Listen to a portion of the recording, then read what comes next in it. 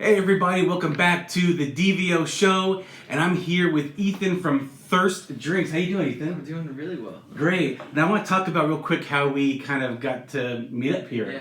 So I'm a big, obviously everyone knows I listen to podcasts, that's why I have a podcast. But I was listening to one of my favorites, it's called the Gary V Audio Experience, and it's hosted by Gary Vaynerchuk. And the episode that I was listening to was published December 22, 2019, and the title was Get Real About What It Is You Fear with Amy Landino. And they also took phone calls in. Ethan called in. And he was just kind of talking, and he just kind of was, you had some questions, and you mentioned your company, and I thought, wait, Thirst? That sounds familiar. So I looked it up when I got to a stop sign, when I got to a stoplight. I looked it up. I have been to your store. Okay. So I was like, oh, that's cool. I've been to that store. I had a client that lived down the street. Their house wasn't the best, so they were like, can we meet somewhere outside my house? And so we met there. I like to meet at drink shops a lot, because everyone kind of meets always at, Starbucks or coffee shops. Right. I don't like smelling like coffee beans, so I've been switching going to soda shops. Yeah. So I've been to Thirst quite a few times. Yeah. Then I hit up your Instagram. So we'd be at a soda shop today if it wasn't Sunday, right? Probably. Well, actually, I get this room out and I don't smell because this room's enclosed. I don't smell like coffee. Nice. But yeah. So anyway, I've been to your shop. Yeah. So I hit follow on the Instagram. You mentioned your personal Instagram. Hit follow on that. I want to talk about your personal one as well. But anyway, cool shop. So I hit you up. Just hey man, great on the episode. Then I had to go in. I went in the next day because I was nearby. I had to do research and just get a couple treats. Get a couple treats and try it out, see if you were in. Funny enough, you actually had a machine, a popcorn machine there, and you had to get stickers all over it. And some of your stickers were Donuts Unplugged in the Utah Dough Show. Yeah. We'll plug out to them. They've been on my podcast. Oh yeah. Right. Yeah. So I saw that one. Yeah, that's cool. Yeah. Anyway, love your store.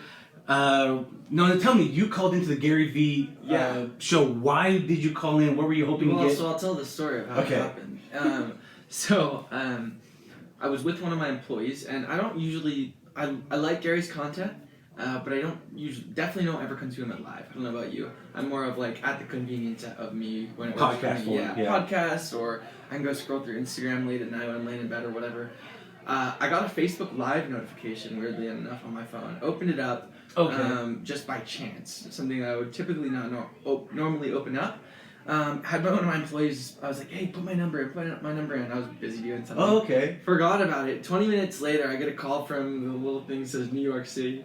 I'm like, no way. I'm like, wow. Thirst, this is Ethan. Ethan, this is Gary Vaynerchuk. You're on the Ask Gary V show. That's awesome. That was insane, man. Yeah, and I was like, wow.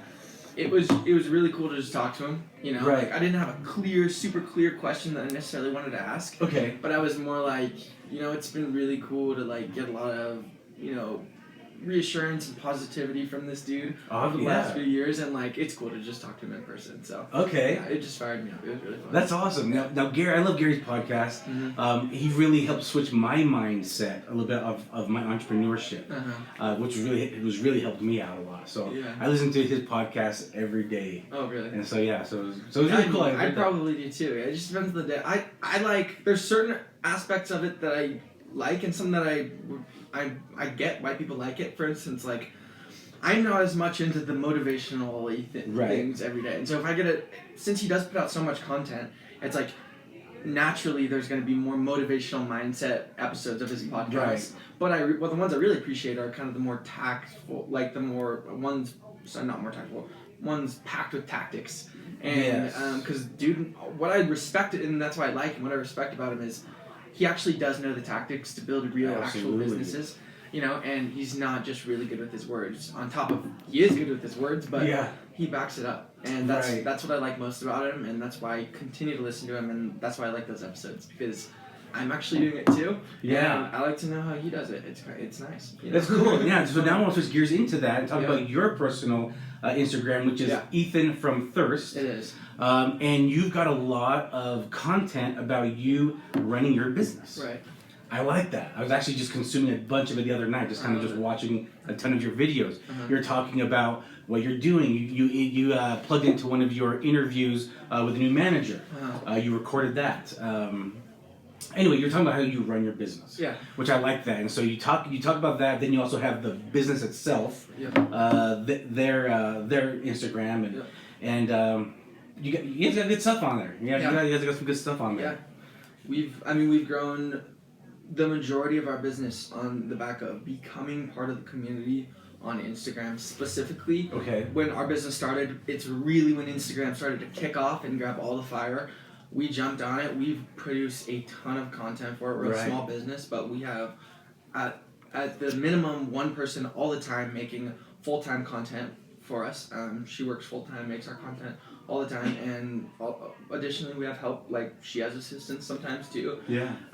We've taken it really seriously, and it's paid dividends for us for sure. It's been really awesome. It's done really well for us. So. That's awesome. So I want to know. Actually, let me keep talking about yours. Yeah. You posted some stuff you guys did for Christmas recently. Yeah. Talk about that a little bit. I mean, everything we do is an effort to become part of the community. Nice. So if you follow our page, we're really trying to communicate with other people in the community, because we're a local business. Our customers, our real customers that are going to buy a drink from us, they're part of the community. So everything we're doing on there today, we posted a series. Every single Sunday we do a series called Thirsty Utah Business. Okay. And we literally go out and our employees go out and make a highlight video of another business. We reach out to them. This is all for free. Okay. We go out and make a highlight video of their business, tell all of our following, which has gotten to be large at this point on our Thirst account, hey, this business is awesome. And then we team up with them for a giveaway so we can kind of siphon each other's audience. But it's... And then this campaign that you were just talking about, we did something called Light the World. Right. And for us, that was 25 days of service every day of leading up to Christmas in December.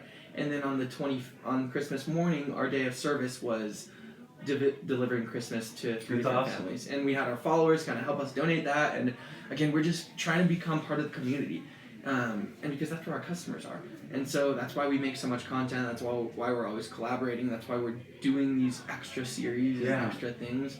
It's because that's what's given us all the leverage, is being able to communicate with our customers by being a part of the community. That's very cool. So that's very cool. Yeah. Nice.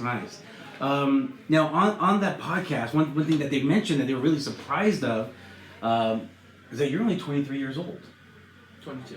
Or 22. Yeah. 22. And you've got a brick and mortar store, in the heart of Salt Lake City. They seem very fascinated by that, which is very impressive. Tell me, did you have like entrepreneurial tendencies as a young kid? Did you catch some of those early, or what did you do beforehand? I wouldn't say, like, if I was being totally honest, I wouldn't say that I was the kid, like everyone's like, oh, this kid's always trying to sell me something. But I was always working really hard. And most of the time it was on a business. So I was also a normal kid. I played high school sports. I had a lot of friends. I had a big social life. But yeah, I was the kid that I think I was 10 or 11 when I started a lawn mowing business with my buddy. Okay, all right. Walked like a mile just pushing my lawnmower from my parents' house to this. I mean, that kind of story. Okay. And then window washing, Christmas light hanging was a big thing for me. My first legit business with a location was, I saw in high school the shaved ice shacks. They were the place to be. And I was like, why even is this the place to be? And so I was like, I think I could do a better job of creating an experience and just make it the place to hang out. So I did that my junior year of high school. Really? Yeah, I had one of those legit buildings. I found a parking lot and had a contract in there. We paid a lease payment every month, and I had employees. We made snow cones. We did marketing. And so that was kind of when I really learned how to have employees, pay taxes, do marketing in a business on a very, very small scale. And then so that's legit though. It was legit. Yeah. It was legit. It was doing $500 a night, a day in sales, but that's pretty legit, Yeah, absolutely. That adds up pretty quick, and so it was really fun. You learned inventory. Like you said, paying out your employees, paying your taxes, and all that stuff. Yeah, and I was a young kid when I did that, and so I've been working a lot. Like I said, I don't know if I'd necessarily, he was an entrepreneur from young age. I was, but I don't think that was the first thing that you would scream about me if you saw me. But I think everyone knew that I was working really hard, and so I don't know, I'm just always like that. Awesome, awesome. Now talk about thirst. How did that come to fruition? Yeah. What made you inspired to do something like that? Well, so I had a business partner in the shaved ice because at the time I didn't have any money. Okay. But I needed one of these buildings to operate out of. Yeah. Found another kind of hustler business partner. She owned a bakery. She still owns a bakery up in Heber. Oh, okay. Owned a property that had the shaved ice building on it. I said, hey, I don't have any money, but I have an awesome business plan. Okay. I showed it to her, and we ended up splitting the ownership of the shaved ice business together. Okay.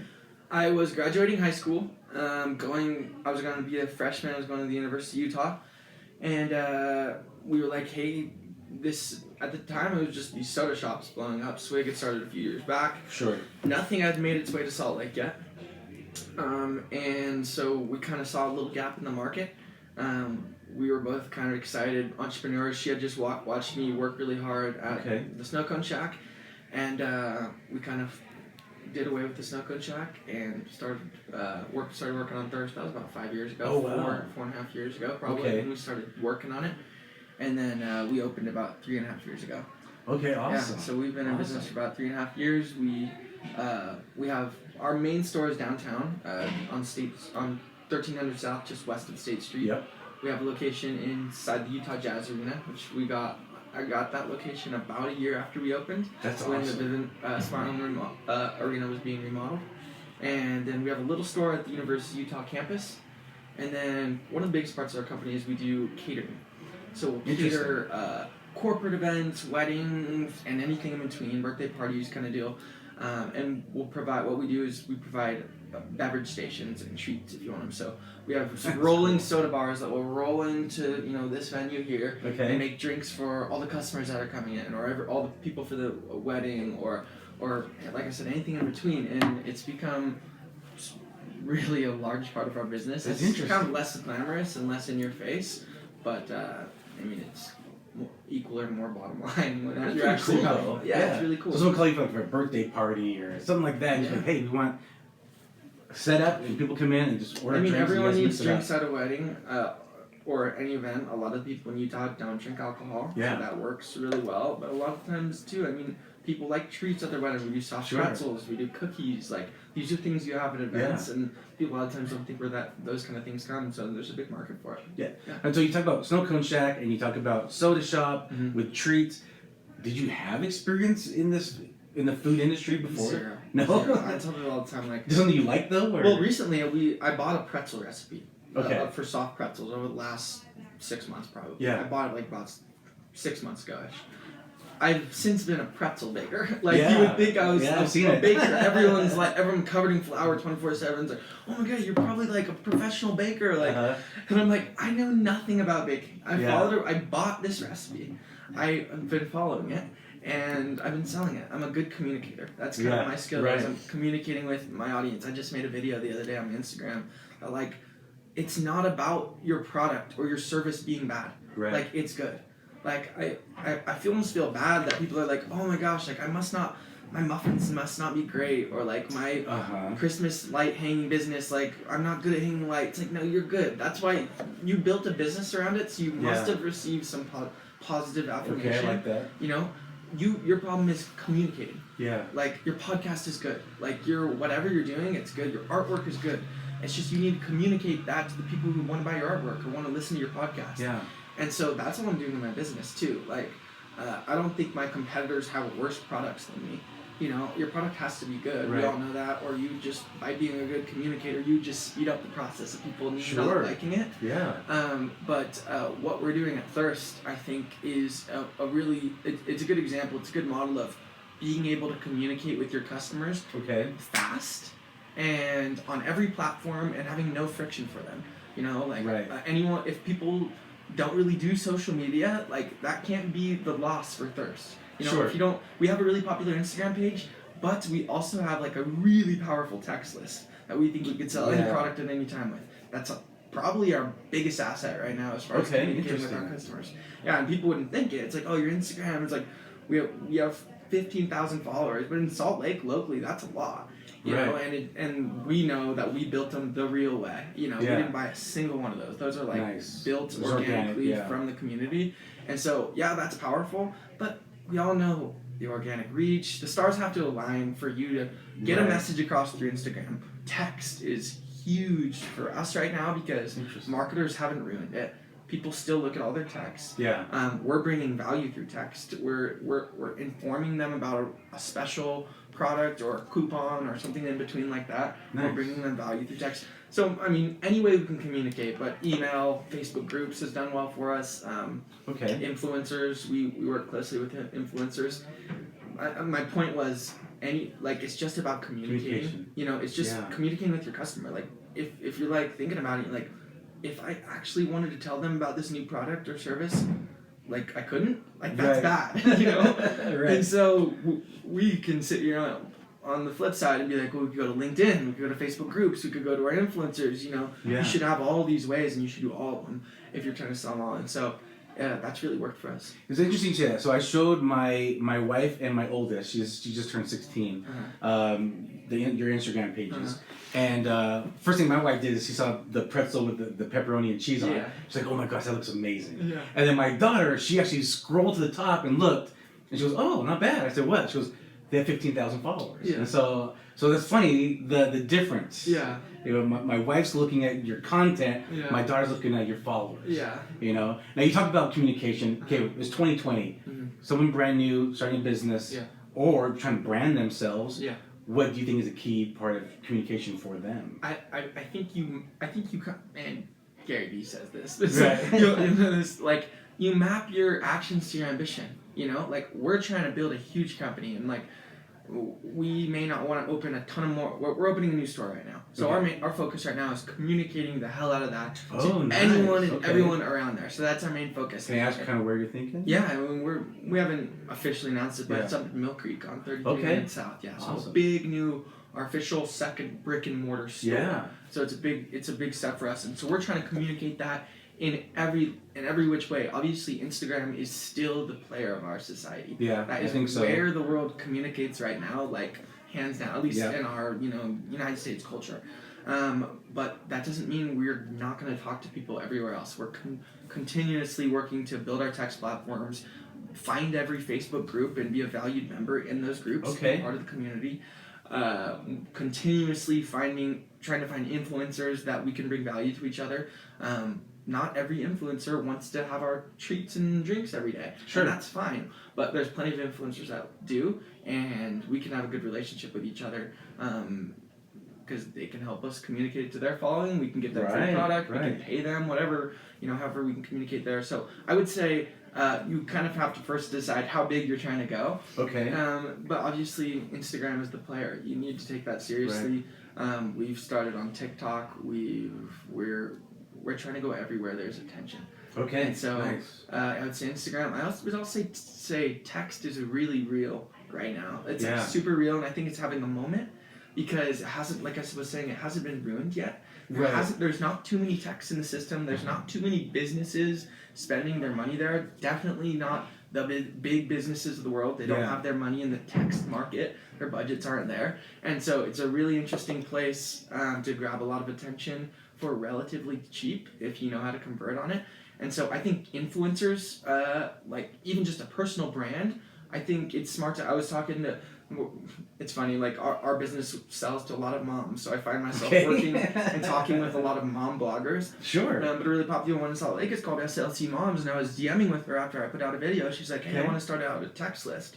And I'm like, you should, because as an influencer, can you imagine if as an influencer you send out a text once a week, once a month with, in her case, she talks to moms, a weekly coupon discount code for a local business you can take your kids, something of real value.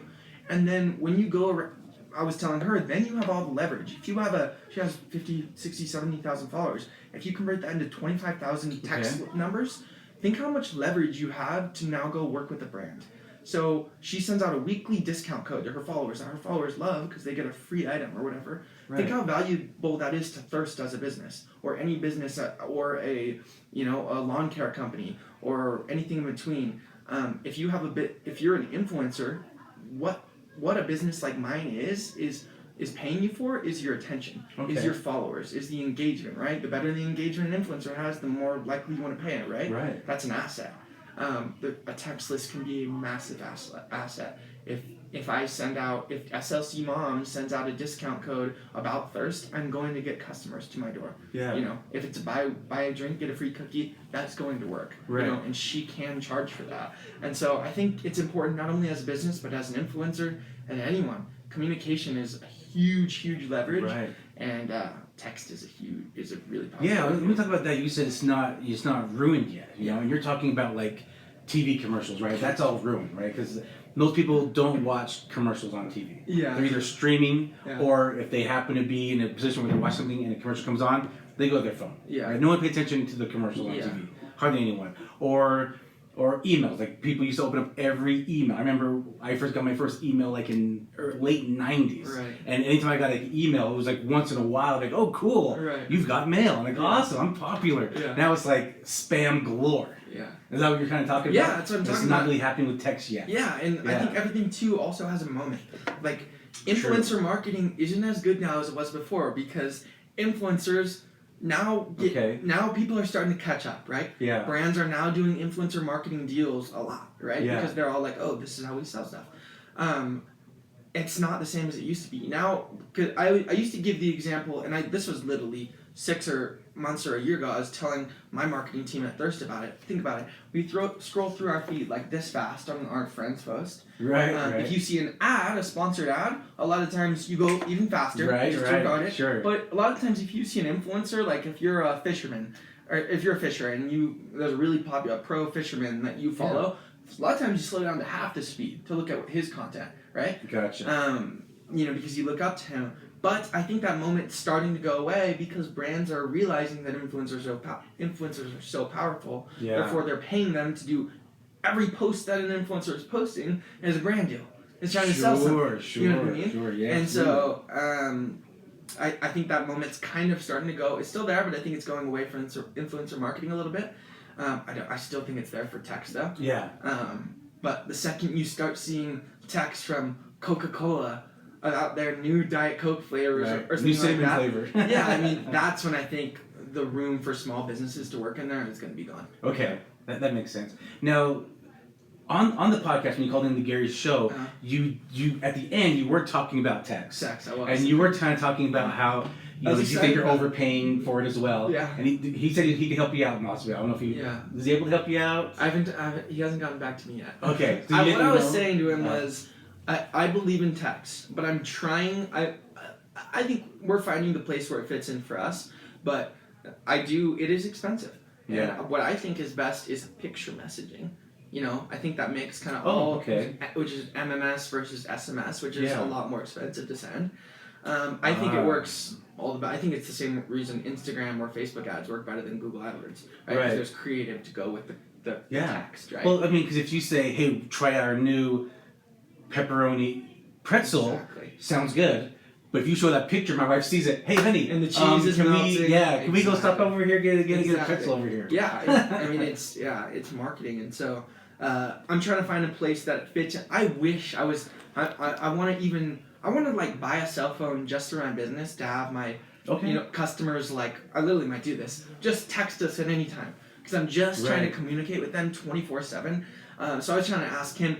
A lot of what I was hinting at is I'm curious what he's doing on his personal one. Sure. Because he can't you gotta imagine he has hundreds of thousands of text numbers. Yeah. Or a million. I don't know. Right. And so how is that even reasonably priced? You know. Yeah. If my 10,000 person list costs $500. So that's what I was kind of asking him. Right. And also, what's $500 on text versus $500 against a really good creative on Facebook ads. You know what I mean? Okay. Sometimes it's in there, and so I think it's a balance. But for us, we've kind of found a place. Like we were just talking about this. We don't want to lose our customers' trust on their text list. We don't ever want to spam them.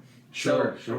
Our content rule for posting on Instagram and Facebook is if it ever even feels a little bit spammy, we're just not feeling it, we just cut it out altogether. Okay. Because it's kind of our leverage. We try to put out value in content, and so the value can come in anyway, and it can even come from just the way the caption's phrased.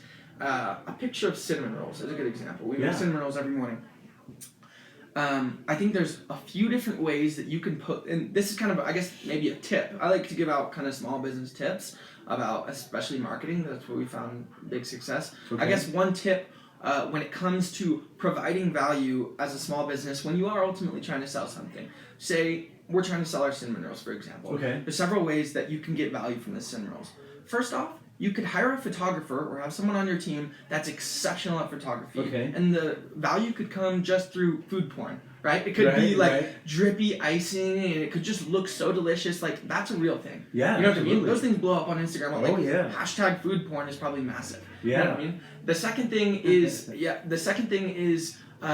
you could inform them about something on that cinnamon roll. And so we want to sell our cinnamon rolls, right? But it's not a good idea to post something that says, hey, it's a great day to buy cinnamon rolls, or something like that. It brings no value, right? There is no value to the end consumer. It's clearly just an ask. It's just a sale. However, on the flip side, if we post that and say, we are pulling out our cinnamon rolls out of the oven in 20 minutes, it's now information.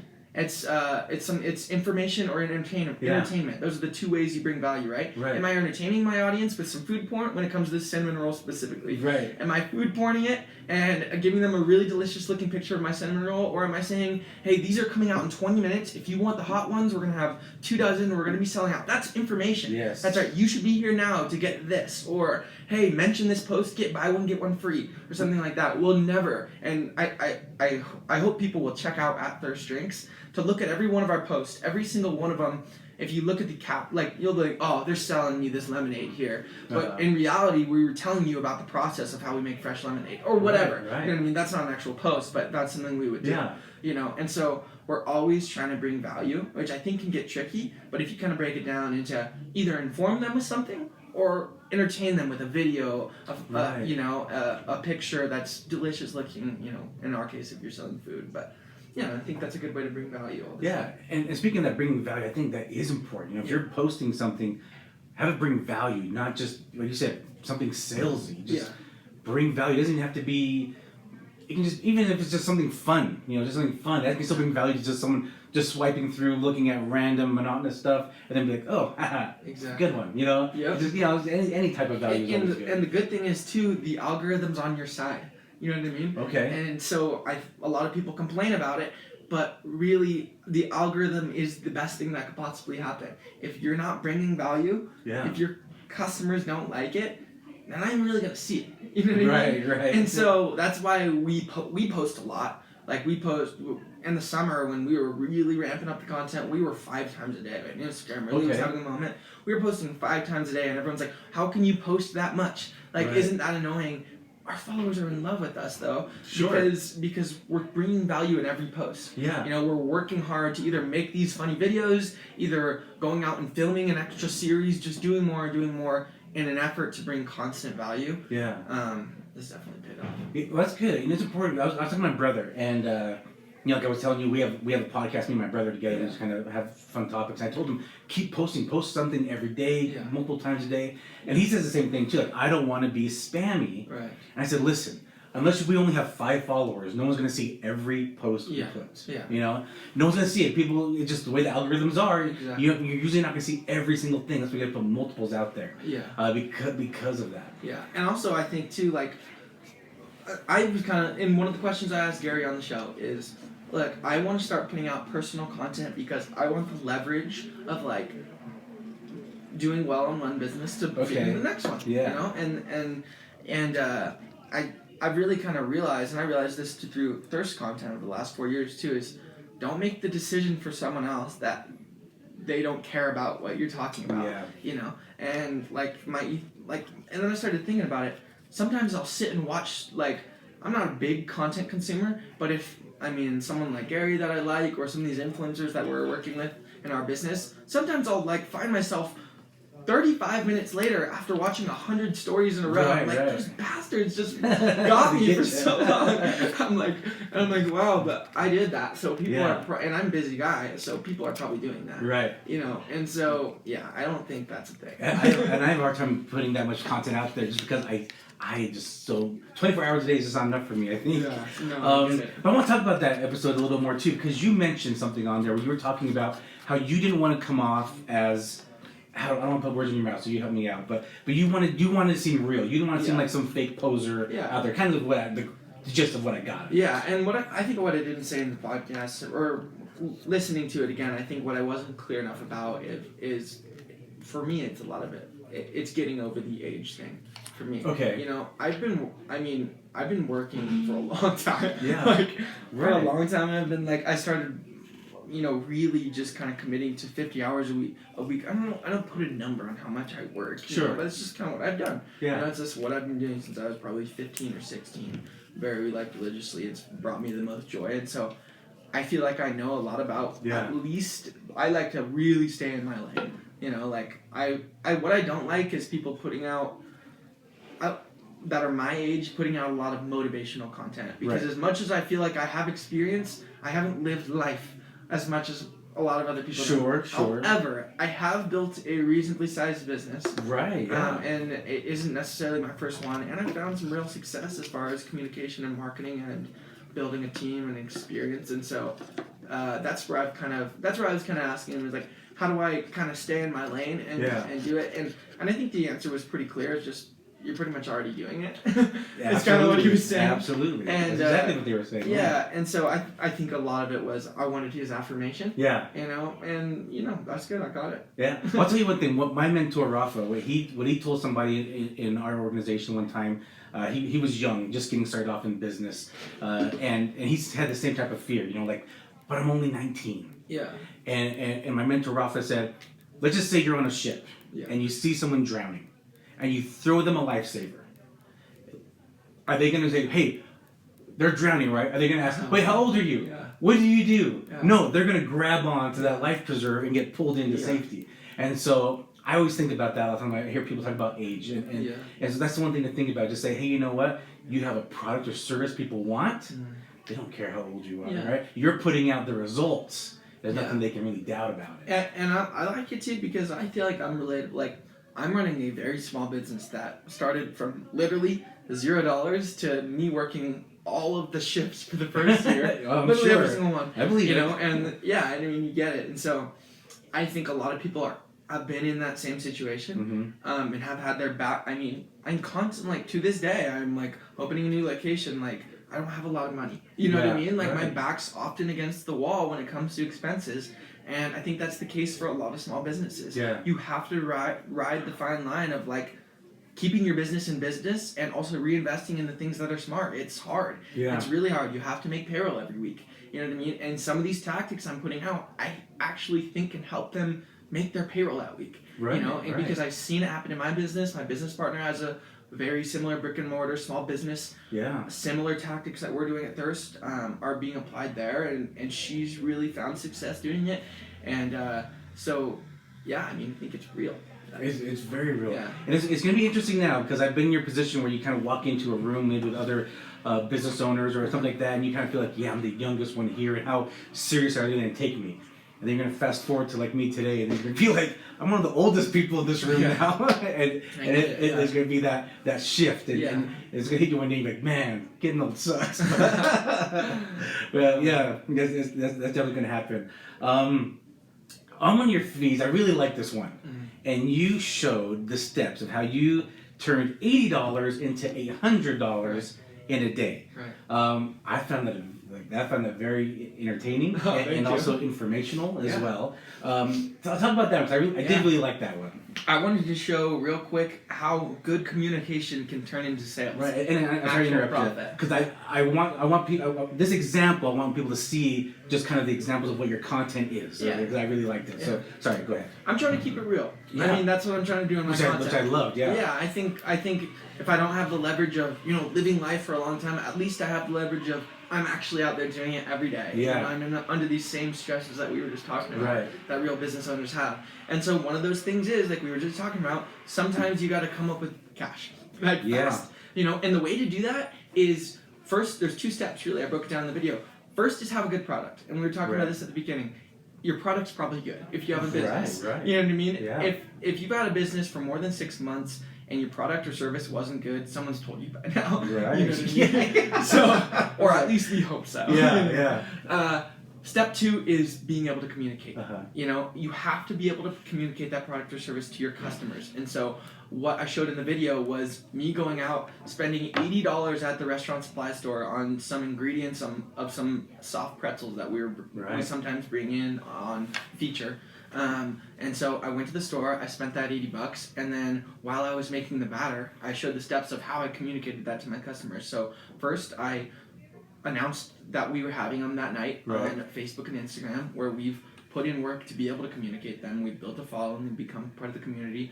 I went to Facebook groups and became part of the community in there, and said, and gave them value. It wasn't say, hey, come buy my stuff tonight. It was like, hey guys, hope everyone's having a great night. It's Ethan, the owner of Thirst, or Rachel, the marketing manager at Thirst. It's very personable. It's not spammy. And we're saying, hey, we're having these at this certain time, and they're going to be fresh. We hope you're having an awesome night. We'd love to see you. It's being a good member of the community matters. Yeah, and so I did that absolutely. on Facebook groups. We sent out a text blast. We sent out an email blast. We reached out to a few local influencers that we work with that also help us communicate with our customers. Nice. And all those steps kind of led into selling a lot of them. We probably could have sold more if we could have made them faster. Right. But it's a good problem to have. yeah, it's a good problem to have. I mean, we were selling pretzels yesterday, and like we were almost like in awe. We're like, there are so many people in line all day. Oh yeah. All day on a Saturday. I mean, like you go to Thirst, it's really busy right now, and we're kind of at a high point of our ability to communicate. Right. And so we're trying to just hustle and keep up with it, and kind of lead that into our new store. And so yeah, just a quick video of with good communication skills and a good product. Right. Granted, you can turn a little bit of money into a lot. Yeah. Well, at the end of the video, you show the line. As a soda shop, looks like most of your business comes through this drive-through. It does. I like to walk in because I do Google reviews. So I took a bunch of pictures so I can do a Google review. Cool. But anyway, the line around the street, around the street corner, line of people, and then you said, hey, listen, I spent $100. I didn't use one item, so I ended up spending $80. We made almost $800, so I turned $80 to $800 in less than 24 hours. Yeah. I was like, that's great content, man. That's awesome. It's real. It really happens, and it happens every single weekend. I mean, one of the ways we've kind of gotten a lot of exposure is we've had a lot of things to communicate, and so that's another reason. It's another point that I like to, I guess, tell to other business owners if they're struggling with what to post on social media is, we're good at communicating. We have a good amount of followers. We have a lot of people on our text list. We have a lot of people on email lists. And we worked hard to build those platforms up. But we're also communicating a lot of things. Okay. And so a lot of the times, if you don't have enough things you feel like to post out on social media, a lot of the times you need to point the finger at yourself and say, am I doing enough things to create content about and to communicate about? Yeah. For instance, every single weekend at our shop, we do a weekend feature. We go out and find either another local business, or we internally create a recipe where we bring in a new product that isn't normally on our menu, and it's on our menu all day, Friday and Saturday, every single weekend. If it's a local businesses, like, hey, this weekend we're featuring San Diablo churros, like churros from a churro company that's local. We'll literally spend the week on our Instagram page putting out content about San Diablo churros the whole week. And we'll be like, hey, they're going to be at Thirst this weekend. Here's why they're awesome. Here's how you can hire them to cater your event. Right. Like, we're totally just becoming part of the community. That weekend we have them. And that weekend, obviously, we get new customers that just wanted a churro and actually found out that they had a great experience at Thirst. So it's a great way to get new customers. Also, San Diablo churro. I mean, I'm just using them as an example. Sure. But they're sharing it. Obviously, they want more. They want to sell more product at our store. But it's work. Our team goes out and has to do a photo shoot about all this content. They have to go find the product. They have to go arrange a deal with the business owner. It's work. but it's giving us massive amounts to communicate about. On top of that, daily promotions is a great way to have something to communicate about. Could you be doing a daily deal that you could be posting about and making funny videos about? Every single Sunday, like I was telling you earlier, we do something called Thirsty Utah Business, where we just go to another local business and try to become part of the community. Nice. We're doing a lot of things. We have different funny little video series, you know, like instructional videos on how to make our product, like just anything. Right. You know, like we're doing a lot of things that are putting us in a position to have a lot to communicate about. And so I think that's oftentimes a lot of problems. So I have a lot of followers, or I have all these people to text because I have all this data or whatever, but I don't know what to tell them without being spammy. Well, do something, you know, do something to communicate about. And so we've done that. We've worked really hard, and then it's given us content. It's given us that's great. To post about, so. Now, you know, obviously spending all this money on inventory, text blasts. You know, you have Rachel here from marketing, you know, hanging out with us. Give us, yo, what's up? Hey. You know, this stuff isn't free, obviously, and so how important is it to, you know, when you're especially brand new and you're tight on funds, how important is it to reinvest back into your business and yourself and all of that? I mean, it's not only is it important for most of the if you're an actual small business owner out there, especially if you have a brick and mortar, it's almost always necessary in the first. Up till pretty much now in my business, you know, like, looks like we're really busy. We have a lot of employees. We're opening a new store. I don't make any money. I'll just put that on blast. I have never made a lot of money from my business. I probably anticipate to in the future. I anticipate to build a lot of skills, give me leverage to make money some way, but like, I'm not making a ton of money from it. It's usually necessary to stay in business. Like, I guarantee it. Like, I guarantee it, because I know how busy we are and how much we're reinvesting to stay that busy and to take it to the next level. So, I mean, usually it's necessary, but it's also, it's usually necessary just to pay the bills. It's definitely necessary if you want your business to go to the next level. We watch our competitors all the time not take social media seriously. Have one store that's really well located next to, you know, something, you know, a mall or a school or something that does really well, and naturally just by people being around there, it'll get busy, but and they'll kind of suck all the profit out of it, not pay their employees a lot. The people are people you can't take for granted business. Like, that's one thing I've really learned is you can't take for granted people coming to your store. You know what I mean? Like, you have to reinvest and make sure that they're having a good experience. Like, reinvesting doesn't just mean marketing. You know, for me, reinvesting is my employees. I think I pay my employees more than I don't know for sure, but I'm pretty much positive I pay my employees way more than any of my competitors, and definitely my managers. But they provide a really awesome experience. And so that's part of reinvesting too. On top of that, obviously, ads, marketing, you know, not taking money yourself so that you can go hire an extra person to be your full-time marketing person, you know, if you don't have time to do it. Like, really, like, it comes in a lot of different forms, but it's definitely necessary. It's definitely something that we're doing. Absolutely. And it's, well, and as you know, the road to entrepreneurship is not easy, and it sometimes has a lot of strife and struggles, but you know, you just gotta keep maintaining and keep going, and you'll blast it, right? And I know you will. Now, talking about providing great content and communication, and you know, you use influencers to help you get your name and product and communicate out there. How do you? Because I have a pet peeve, but I want to know what you think when you see people's bios, and in there it lists entrepreneur. But when you look at their stuff, you're not really. Rachel's giggling. You don't really see. Okay, all right, or you know what I'm talking about. Then tell me, please. I mean, I'm not one to judge. All right. Sure. I'll be a little judgy, but okay. For both of us. No. I think that I take a lot of pride in being a real entrepreneur. Yes, one that's building an actual business. And no, I don't think it needs to be brick and mortar to be a real actual business. But I will say that a lot of the times when someone's building a social media marketing agency or a life coaching business, you're usually not building an actual business. Right. You know what I mean? Right. It's really easy to ask yourself, if Instagram went away, would you actually be an entrepreneur? Sure. Because it could, right? It could. Yeah. And so And so, I won't be the one to talk shit. But no, I think it's, I just try to put out real content that's like, almost, I guess, in the back of my mind, like, proving that I'm actually doing it, Yeah, I want people to see nothing wrong with that great, either, yeah. Okay, because it's one of my biggest pet peeves when I see people post things like that. Yeah. And I'm like, you're not taking that title seriously. That is an earned title. Yeah. And I don't care if someone's even just doing like a multi-level company. Yeah. As long as they're really like in the trenches, really trying to build that agency, or if they're opening a brick and mortar store and they're there every day, working every shift, like you said. Yeah.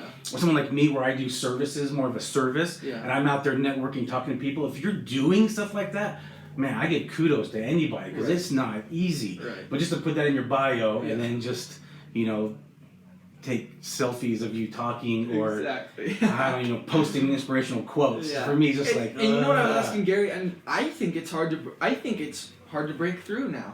Like, I don't know, like, and to what Gary and Amy basically said is, real will find real. Yeah. And I think that's true. It just sometimes is a bummer that like it takes so long. Yeah. Like patience. No, I get it, but it's like nothing good comes easy. Yeah, and it's like it sucks to watch. Like, it doesn't suck because honestly, at the end of the day, I don't really care. But like, I know you bought your followers, you 40,000 follower Instagram entrepreneur on Instagram. You didn't buy those because other entrepreneurs are following you and being like, oh, this guy's awesome. He really does real business.